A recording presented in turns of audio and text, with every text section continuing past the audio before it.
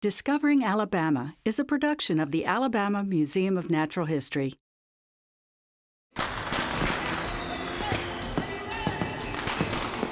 The year 2019, Alabama's 200th year of statehood, and the celebration is underway statewide.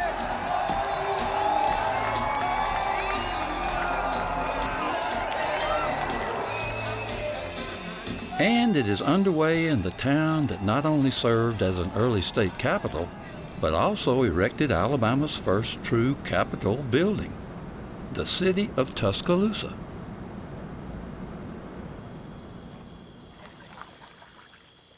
Tuscaloosa today has much to celebrate. A thriving economy, cultural richness, nurturing schools, great health care, and of course its place as a center of higher education. Home to Stillman College, the distinguished historically black liberal arts school. The beautiful campus of Shelton State Community College. And of course, the University of Alabama, a nationally recognized center of teaching, research, and service, which just happens also to be the home of Discovering Alabama, with our offices right here in the Alabama Museum of Natural History.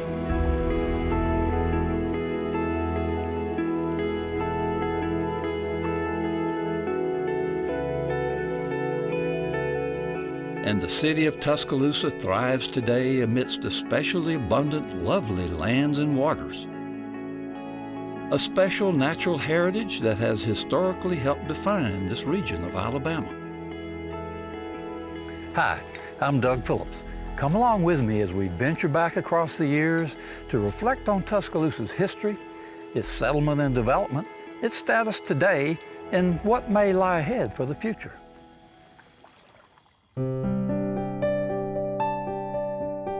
This program is about a land unknown to many people, a land that in many ways has maintained its native natural wonders, a place of bountiful backcountry, forests, streams, and wildlife more diverse than can be found in much of the inhabited world. Come along with me as we explore the wild wonders of this land.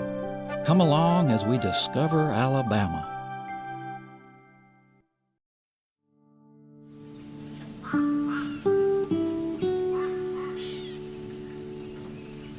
Welcome to Discovering Alabama, and welcome to Tuscaloosa, Alabama.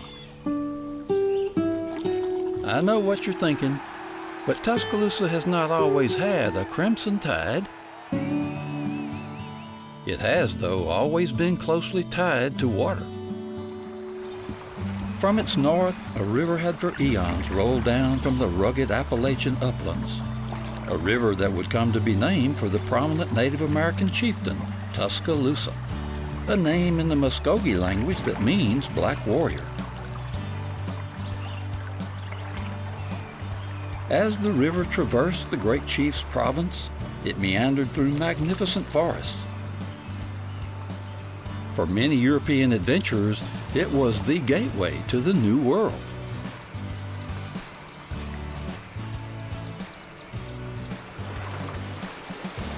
In between the river's northern and southern reaches lay a series of falls, a wide rocky shoal. Geologists call it the fall line, where the hill country meets the plain. Prior to white settlement in the region, this shoal served as a footpath for Indians crossing the river. Because of this stretch of shallow falls, Tuscaloosa as we know it would come to be. And now the rocky shoal of the Black Warrior was gaining new prominence. By 1817, 300 residents of European and African descent had settled here, and a settlement they first just called the town. We're talking 20, 30 shacks, if that, on muddy roads. This was the original Wild West. In the 1800s, it was the end of the line for steamboats, the place where their cargo had to be moved from river to road for transport further north. It was a natural place for a settlement. and settlers in these parts found the native natural wonders especially appealing. The river shoals in springtime were blanketed with stunning white spider lilies, a species adapted specifically to this type of shoal habitat. In places along the riverbanks, there were nearly continuous bands of 30-foot-tall cane, native bamboo which held the soil and kept the water dazzlingly clear. And the river, dropping ever downward over the falls, produced a soft music that could be heard far across the land. Visitors to the town by the shoals were less impressed with the human habitat. One New Englander described it as a village of small, dirty log cabins with no glass in the windows and sometimes only dirt for a floor. A sow, he wrote, had recently given birth to piglets under the box that served as the Methodist minister's pulpit. And the best hotel in town had a leaky roof, no lock on the door, and overlooked a pig pen. As for the people, most, the New Englander reported, were too proud or lazy to work, preferring to drink, fight, and gamble.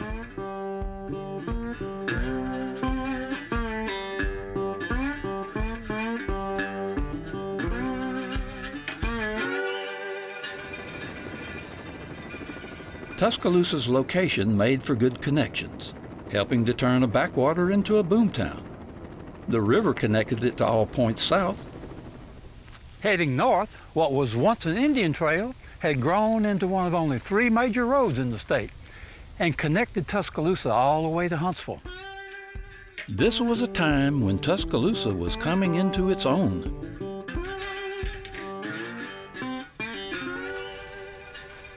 Tuscaloosa was incorporated on December 13, 1819, just one day before Alabama became a state. 6 years later, because of its assets and emerging potential for commerce, Tuscaloosa became the new state capital. Needing something a tad classier than a hotel with a pig pen view, the city hired noted British architect William Nichols, whose first project was a copper dome state capitol building designed in the shape of a Greek cross. It opened onto Broad Street, now University Boulevard. At the other end, Nichols' largest project, the University of Alabama, opened in 1831. It was a symbol of the classical education the college intended. What the students had in mind, many of them fresh from the frontier, at times was something different. They once chased University President Alva Woods across campus, throwing brickbats and firing pistols. Nonetheless, Tuscaloosa was being transformed almost overnight. We had literary societies, music. We had all sorts of things just sort of blossom at the time. All of a sudden it went from this river town to the center of really what was going on in Alabama. Much of the work was done by people of African descent, but they were not always slaves.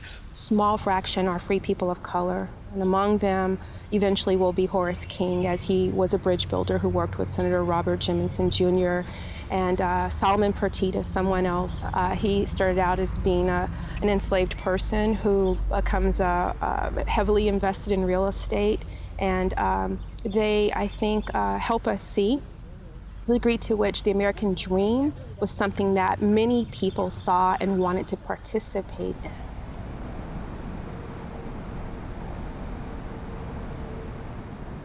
As the proud state capital, Tuscaloosa was budding with economic and cultural benefits of city life, yet still with close relationship to the native lands and waters. It was, we might say, a nice quality of life for the time. But this nice upstart period for Tuscaloosa was about to change.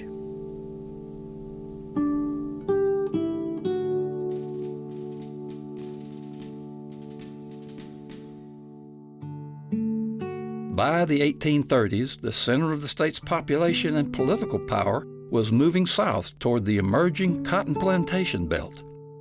In 1847, the seat of government moved with it.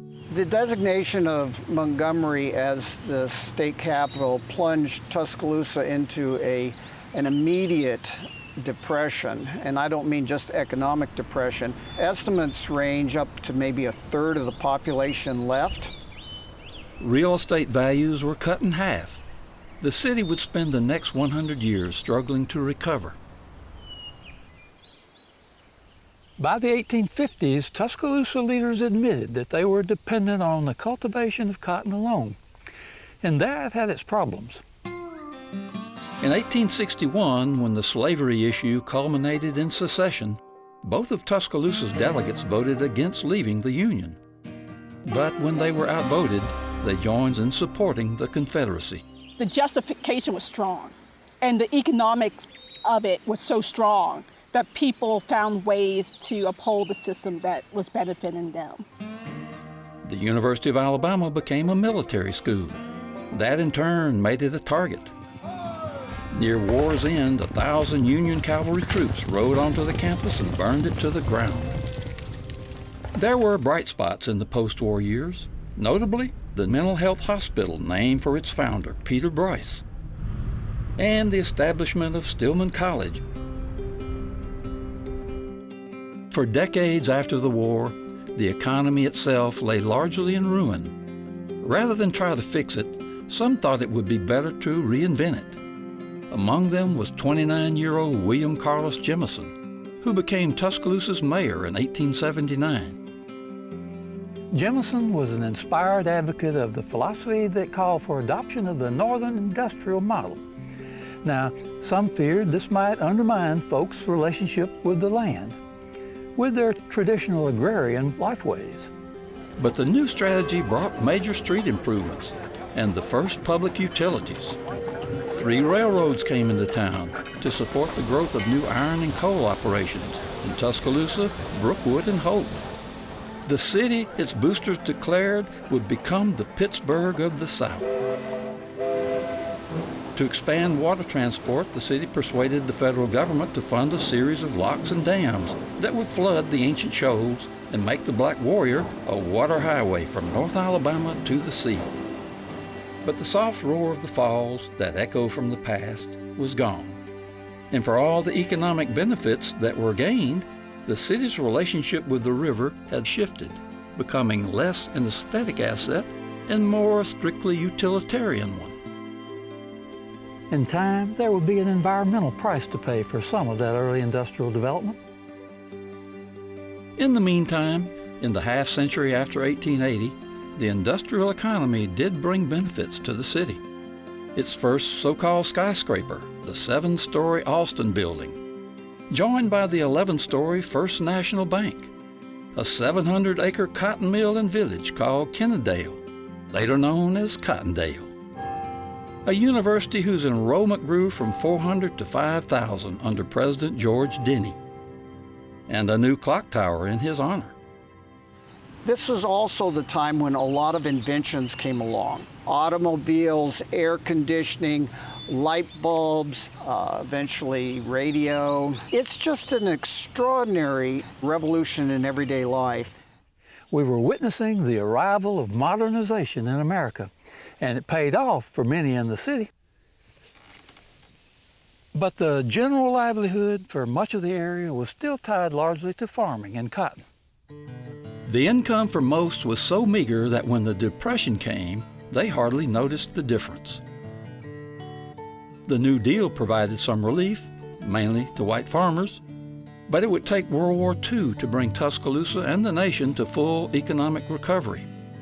And it would take a change in perspective to propel it toward an even better future.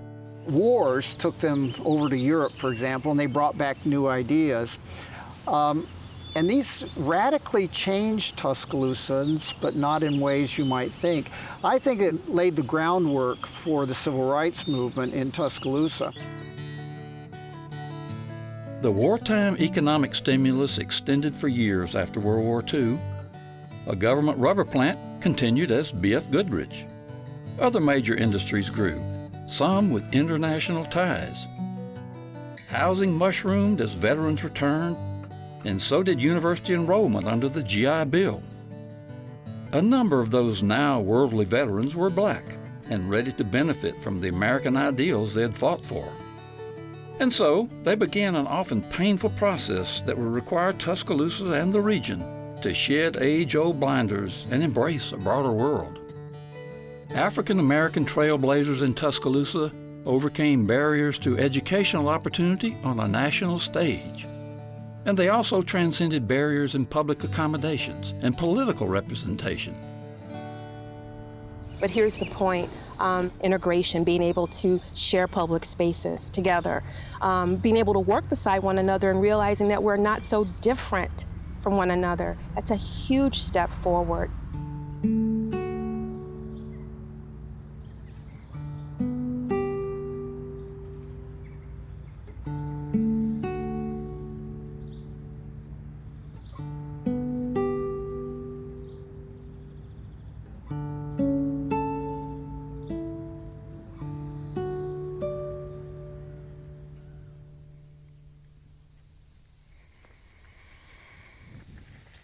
Broadening perspectives led to a new awareness of issues affecting the area's natural resources. Tuscaloosa began to rethink its earlier emphasis on nature as strictly an industrial resource. When I grew up in this town, the river was filthy. We had raw sewage going in the river. We used to water ski here occasionally. You'd come out, you'd have grime all over you. We had industry with pumping things in the river. Initially in the 1960s and 70s, there was a significant bit of environmental awareness, sort of the birth of it because of the severe pollution problems we had in this country. When you compare that time to today, we see a significant improvement in the condition of our waters, the quality of our air, and how we treat our land. We're not perfect. We still make mistakes, but also people now are valuing the recreational, the scenic aspects of it. So we have a lot of good things going on, and that I'm talking about from the tips of the Warrior River all the way down to Mobile Bay.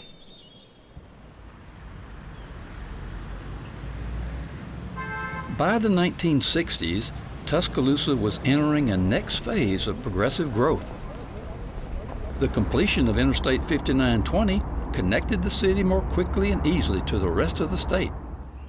Recreational opportunities expanded with the opening of Lake Lurleen. Soon after, North River was dammed to create Lake Tuscaloosa, an abundant water supply, as well as a major residential and recreational asset. The most widely known event in Tuscaloosa's recent past is a sad one. On April 27, 2011, an EF4 tornado more than a mile in diameter cut a path of destruction through the heart of the city, killing 53 and causing over $200 million in property damage. The terrible devastation forever altered the city's landscape and the lives of its people. But the rebuilding process also offered opportunities to reassess land use planning and other issues. And recently, the city set aside a significant expanse of its oldest lakes, Lake Harris and Lake Nickel, to ensure protected buffers and to enable easy access to the natural world.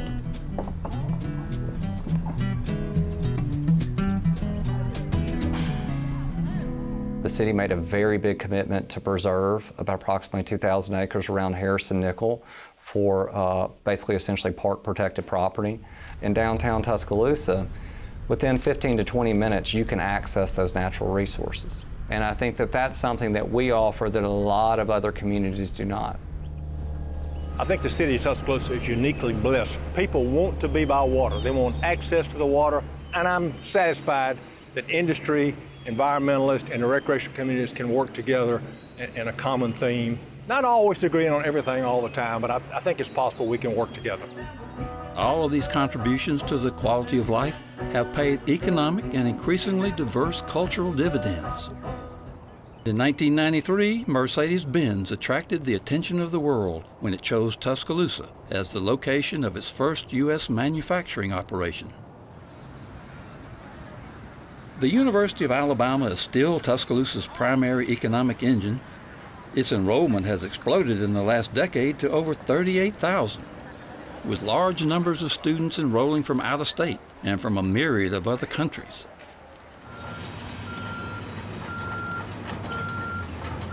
University growth has spawned a ripple effect on housing, retail, and entertainment. Downtown resurgence has been dramatic. Once almost overshadowed by outlying urban sprawl, the city's cultural core is again organically connected to its historic one.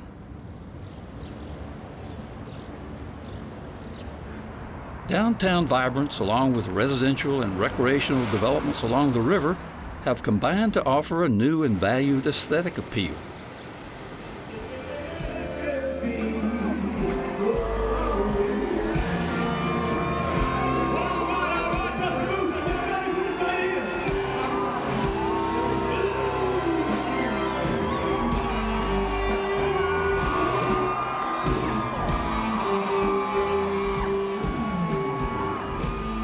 Not long before its 200th birthday, Tuscaloosa reached a major milestone when its population topped 100,000.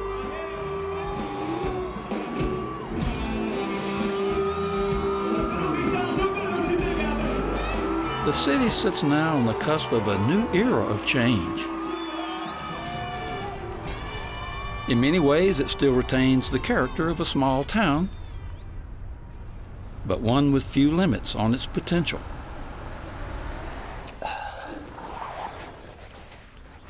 The changes that we've already seen have brought with them many rewards, but also, as always, no shortage of challenges.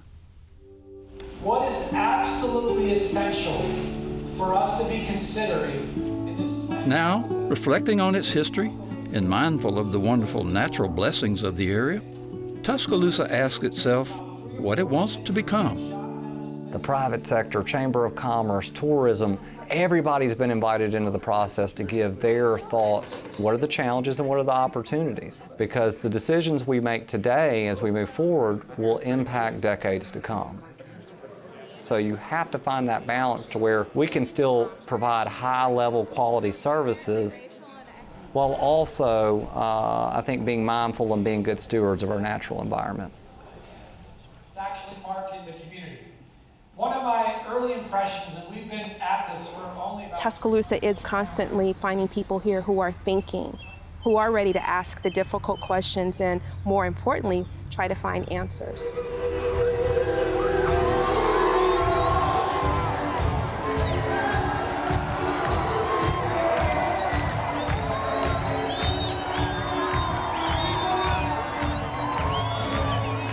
Tuscaloosa's story doesn't just end in 2019. It's going to continue. It'd be interesting what the tricentennial history of Tuscaloosa is going to look like. I hope it's every bit as interesting as the bicentennial.